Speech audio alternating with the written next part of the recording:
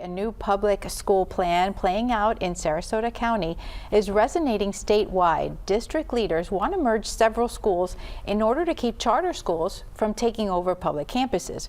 Critics call it a rushed plan that pins students in the middle of a very political fight. The Sarasota County School District is considering merging Suncoast Polytechnical High School with Brookside Middle School. The move could block Miami-based charter school Mater Academy from moving in on underused campuses. Brookside is operating at less than half capacity. Under Florida's expanded Schools of Hope law, that makes it available to a charter school takeover. Schools of Hope was pitched as a way to improve struggling schools, but in practice are parasitical to public education. As Indian Mayor explained it at a state board of education meeting, it's like asking Lowe's to take up space and conduct business at Home Depot at no cost. Mater Academy intends to take up available space in Brookside buildings in August of 2027 if students don't fill the seats. Brookside does not have the infrastructure to support 3 grades, let alone 7. I understand the terrible threat the Schools of Hope program brings to our county, but this is a terrible solution. Emma Booker Elementary and Oak Park School are other Sarasota County facilities eyed by this charter school. Statewide, at least 8 school districts received notices last week from Mater Academy seeking to set up shop inside at nearly 100 public schools. That includes at least a dozen facilities in Hillsborough and Polk counties. Derek, these meetings have been quite passionate. Parents and teachers coming out against it. What have you witnessed when you've been covering this? Yeah, I mean, it definitely seems there's a lot of concern. They don't know the logistics, like how will a charter school operate in a public school setting. Well, what's cafeteria what's lunchtime gonna look like? In many instances, they're still trying to figure out a way to fight back. Although the way to do that, it doesn't really seem like there's much time to do that. I mean, it does seem. So when these notices went out, they went out not just to Sarasota and Manatee County, but they went out throughout the entire state. All coming from one organization that we know of, Mater Academy, yes, based in Miami-Dade County, notifying them that unless they meet a certain threshold, they are interested in coming in and taking over certain aspects of their curriculum.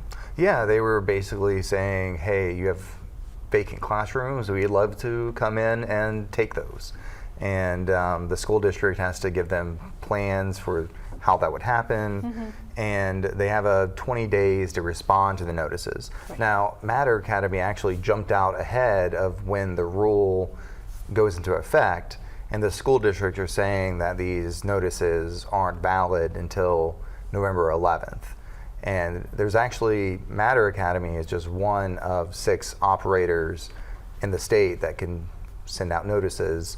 So it's expected that other charter school operators will also, when November 11th comes around, I believe like Hillsborough, Pinellas, Manatee, and Sarasota, like dozens of schools received the early notice. Right. And that would allow charter schools to come into their public school facilities, and the school district would still be responsible for covering security costs, the electricity bills, the lunch services, and even transportation of the students. And that's something that we've heard from the leaders in the public schools that have received these letters, that it seems to be incredibly unfair that the operations cost would still be paid by the school, and yet a charter school would come in and benefit from the services without having to pay for them.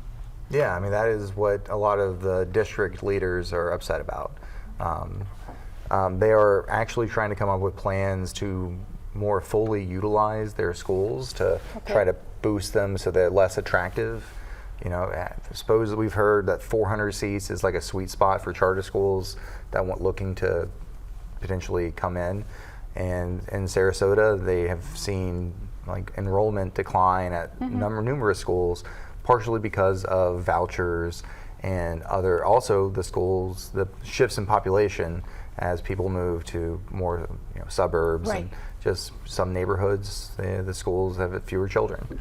Yeah, So- and the voucher system and the charter schools, they have their supporters and then they have their detractors. I'd like to ask the two of you to kind of weigh in on this whole situation with the charter school trying to come I in. think that this really speaks to the fact that Florida just doesn't fund public schools in the way that they need to be funded. They're constantly trying to move money around. You know, vouchers for these charter schools, which are essentially for-profit institutions, we have taxpayer monies going to these vouchers who are then going to the charter schools. And now the charter schools want to come in and use the space from public schools that are really funded by taxpayers, when what you can do is just fund really good public schools. But the legislature just continues to not just want to fully fund. We need good schools. We need smaller class sizes. Teachers need to be paid a living wage. And instead of focusing on that, we're focusing on giving money to these for-profit institutions, and now we're letting them infiltrate the public schools. Akash, I'd really love your opinion on this because you've been so involved with the Early Learning Coalition. You've done numerous years of looking at education and the links between starting as early as possible. Coming in, a charter school coming in, is that a good thing or, in your opinion, something that's worrisome? I think it's a great thing because parents deserve a choice. And the fact is, in Sarasota at least, it sounds like, and I don't know there, I don't live there, but the school board is not trusted. And so what happens is parents don't like the school fund, the public schools, and they want charter schools to come in. Charter schools wouldn't come in there if they didn't talk to parents. And this is about being fiscally responsible, right? That's what the legislature is saying. And those in your clip, you show that these schools are not even being used. These are half-empty buildings that the government's paid for. So the charter schools, yes, they are benefiting, but they're also providing a service that the parents want, and everyone deserves a quality education.